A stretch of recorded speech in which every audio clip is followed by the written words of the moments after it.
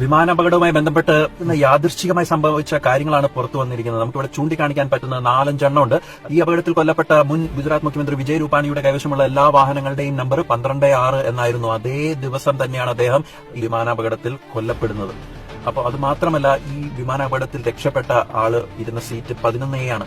ഇതേ സീറ്റ് നമ്പറിൽ 11A 1998 ഒരു അപകടം നടന്നപ്പോൾ ഒരു തായ്ലൻഡുകാരൻ രക്ഷപ്പെട്ടതും ഇതേ സീറ്റിൽ ഇരുന്നുകൊണ്ടാണ്. 11A ഇരുന്ന് അത്ഭുതകരമായി രക്ഷപ്പെട്ട ഈ വ്യക്തി ഗുജറാത്തിലെ ഹോസ്പിറ്റൽ ബെഡിൽ അഡ്മിറ്റ് ആയപ്പോൾ അവിടുത്തെ ആ നമ്പറും 11 തന്നെയാണ് എന്നത് വീണ്ടും നമ്മളെ ഞെട്ടിക്കുകയാണ്. മാത്രമല്ല, ഗുജറാത്തിലെ പത്രത്തിൽ ഈ അപകടം നടന്ന ദിവസം രാവിലെ ഒരു പരസ്യം വന്നിരുന്നു. ആ പരസ്യത്തിൽ കാണിക്കുന്നത് എയർ ഇന്ത്യ സ്പോൺസർ ചെയ്ത പരസ്യത്തിൽ ഒരു ബിൽഡിംഗിലേക്ക് എയർ ഇന്ത്യ വിമാനം ഇങ്ങനെ തൂങ്ങി നിൽക്കുന്ന പോലത്തെ ഒരു ഫോട്ടോ ആണ്. അതേപോലെ തന്നെയാണ് ഉച്ചയ്ക്ക് അപകടം സംഭവിച്ചത്. 171 എന്ന ആ നമ്പർ ഇനി എയർ ഇന്ത്യ ഒഴിവാക്കുകയാണെന്ന്, അത് മോശം നമ്പറാണ്, വേദനിക്കുന്ന ഓർമ്മകൾ ഇനി വേണ്ട എന്നുള്ള തീരുമാനത്തിലാണ് എയർ ഇന്ത്യ എത്തിയിരിക്കുന്നത്. എന്തായാലും നമ്പറുകളുടെ കളി നമ്മളെ ശരിക്കും കറക്കുകയാണ് കേട്ടോ.